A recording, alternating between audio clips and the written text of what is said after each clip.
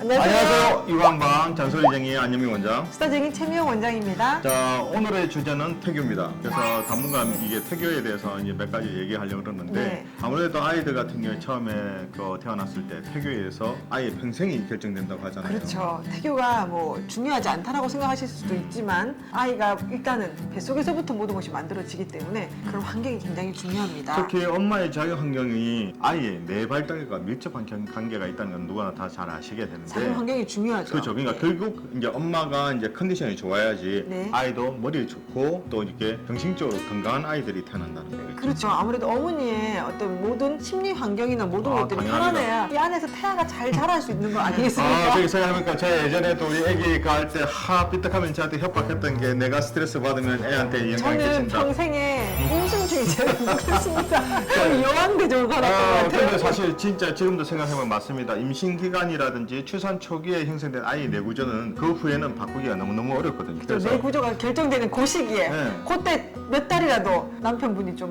부인한테 좀 더 잘해주셔야 되지 않을까요? 그래서 요즘은 진짜 많은 예비 부모님들도 이제 태교의 중요성을 인식하게 돼서 좀 적극적으로 이게 태교를 임하게 되는데요. 네. 태교에 대한 이제 목적에 보게 되면 머리 좋은 아이를 만들기 위해서 뭐 책을 읽어준다든지 그리고 책, 맞습니다. 뭐 정서가 이제 풍부한 아이를 키우기 위해서 음악을 듣게 듣는다든지. 해준다든지 네. 그런 식으로 이제 한단 말이에요. 그렇죠. 근데 저는 이제 막 아기를 가지기를 원하시는 신혼부부라든지 이제 첫 아기를 가지시려면 일단 자궁 환경을 깨끗이 하기 위해서는 엄마가 자궁이 밭이잖아요. 씨앗이 클 수 있는 밭을 튼튼하게 만들고 가장 최적화를 만들기 위해서는 자궁에 좋은 음식 같은 걸 좀 그렇죠. 먼저 조금 먹어놓고 그다음 뭐 엽산 같은 걸로도 조금 몸을 좀 보충해 놓고 그리고 또 이제 저희 동료나 뭐 누구 지인들한테는 한약으로 자궁의 환경을 조금 만들어주는 것도 필요합니다. 필요하다고 그게 추천합니다. 사실 예전에 같은 경우는 임신하기 전에 미리 그 임신 준비 기간에서도 한약이라든지 아니면 이게 준비 기간 동안에 먹거리라든지 운동을 해서 엄마의 자궁을 먼저 만들어 난 다음에 그때는 사실 아예 엄마만 중요한 게 아니라 또 아빠도 그만큼 준비를 해야 돼요. 아빠도 좋은 씨앗을 가지고 있는 남자로서 그래서 이제 뭐 준비를 좀 저도 하시면서 이제 기억납니다. 임신을 그때 하시는 아기를 가지기 위해서 일단 뭐 원래 저는 술을 잘 안 하기 때문에 술은 안 먹고 하는데 네. 담배도 안 피네요. 네. 저한테 처음인가요? 하는데 네. 이제 그 당시에 제가 좋아하는 이제 군것질.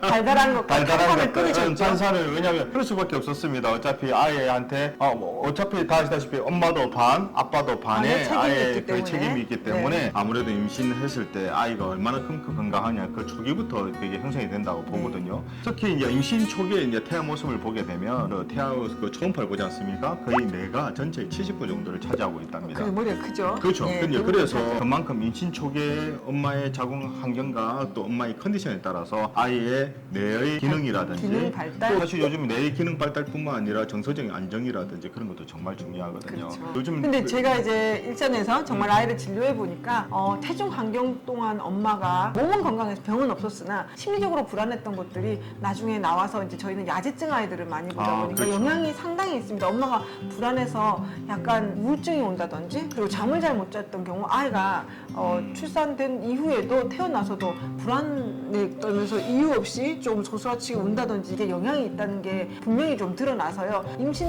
때는 무조건 좋은 생각하고 좋은 음식 먹고 태교를 하는 것이 건강한 아이를 출산하는 데 상당히 도움이 저희가 됩니다. 아기를 진료하면서 점점점 느끼게 되는 게 특히 아이들 돌 전후의 아이들 같은 경우는 이게 몸의 그 기능이라든지 그런 것들이 태어나면서부터 형성이 되어 있다고 생각이 들거든요. 그래서 엄마가 임신 중에 불안하다든지 그렇게 되면 그 아이 그런 것이 다 오기 때문에 특히 이제 아버님 저희 남자니까 아버님께서도 임신 중에 조금 와이프한테 조금 더 잘 해주셔야 되고 또 그것이 또 아이의 분명히 갑니다.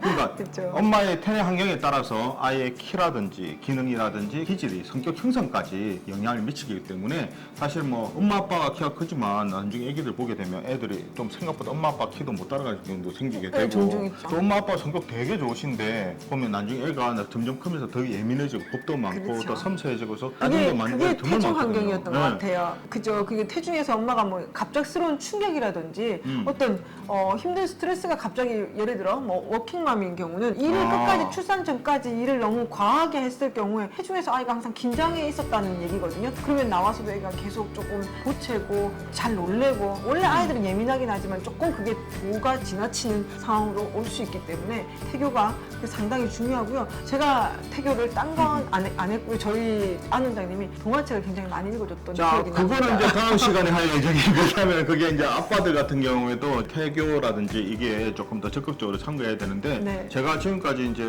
최 원장이 이제 자기가 이제 아기 가졌을 때 저한테 이거 처음에 정말 힘들었거든요. 근데 하고 나니까 아, 정말 이거는 내가 해주기를 정말 잘했구나 생각했던 것들이 이제 몇 가지가 있거든요. 그래서 이제 다음 시간에는 제가 너무 먼저 얘기했네요.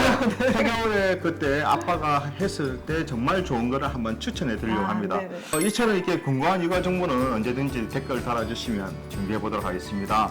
우리 아이들을 위한 잔소리쟁이 안용희 원장. 수다쟁이 최미영 원장이었습니다. 자, 그러면 추천하고 구독이요? 구독죠. 네. 그렇죠? 좋아요. 좋아요.